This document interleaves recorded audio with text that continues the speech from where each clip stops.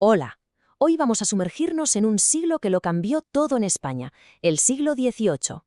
Es una época fascinante, en la que una nueva dinastía, los Borbones, llega al poder y con las ideas de la Ilustración como mapa, intenta rediseñar el país desde los cimientos.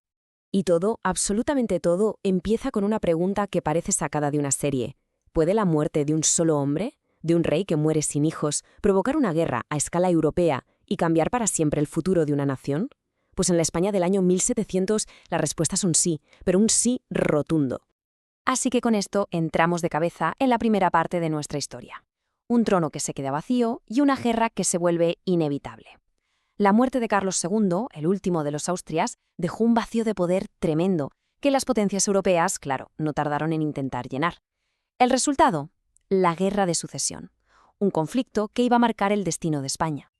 Vale, vamos al lío.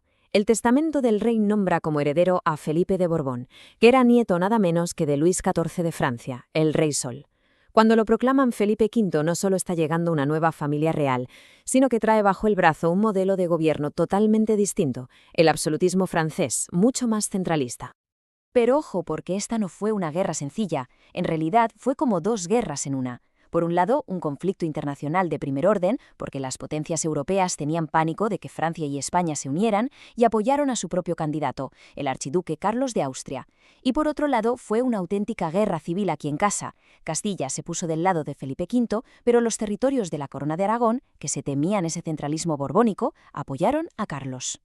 Fue un conflicto larguísimo y muy duro. Un momento absolutamente clave fue en 1707, la batalla de Almansa, que fue una victoria aplastante para los Borbones en la península.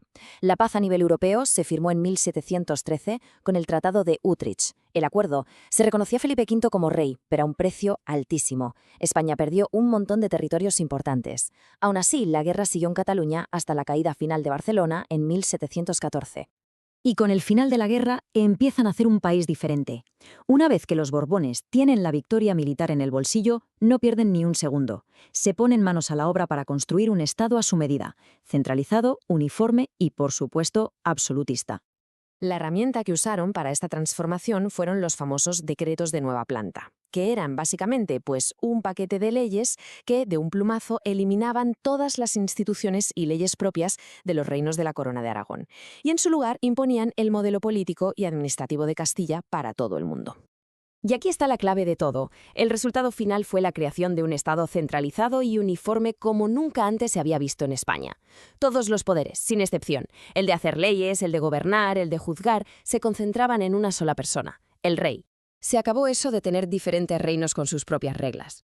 Ahora que el poder absoluto está bien atado, pasa algo muy curioso. La monarquía, en vez de dedicarse solo a mandar, se lanza a un proyecto súper ambicioso para modernizar el país. Y la inspiración para hacerlo la sacan de las nuevas ideas que estaban recorriendo Europa en ese momento, las luces de la Ilustración.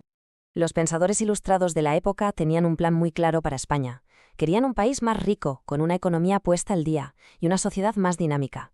Y para conseguirlo estaban convencidos de que la clave era invertir en educación, en mejorar la enseñanza y en renovar la cultura. Vamos, un plan en toda regla para sacar al país del atasco. Y aquí es donde vemos la gran paradoja de esta época, que se ve perfectamente en la figura del rey Carlos III. Él fue el gran impulsor de este movimiento, promovió reformas económicas, modernizó ciudades, impulsó la educación, pero, y esto es muy importante, lo hizo siempre desde arriba, sin soltar ni un poquito de su poder absoluto. De ahí viene esa famosa frase que lo resume todo. Todo para el pueblo, pero sin el pueblo. La gran pregunta es, ¿funcionó todo este proyecto? ¿Consiguieron los ilustrados transformar de verdad España? Pues como pasa casi siempre en la historia, la respuesta no es un simple sí o no. Hubo avances, y muy importantes, pero también se encontraron con unas barreras gigantescas. Si hacemos balance del siglo, vemos claramente las dos caras de la moneda. Por un lado, en la columna de los avances, hay cosas innegables. La población creció, la agricultura producía más, se abrió el comercio con América y la industria empezaba a moverse. Pero en la otra columna, la de las dificultades, los problemas eran enormes. El poder inmenso de la Iglesia, una sociedad muy tradicionalista y, por encima de todo, la pobreza brutal de los campesinos.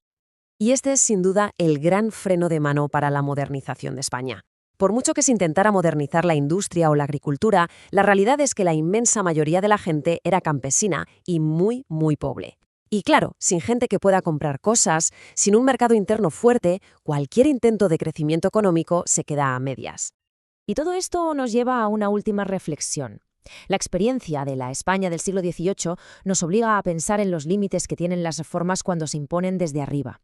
¿Es posible de verdad transformar una sociedad a fondo sin tocar las estructuras de poder, sin que la gente participe? Es una pregunta que desde luego va mucho más allá de aquel siglo.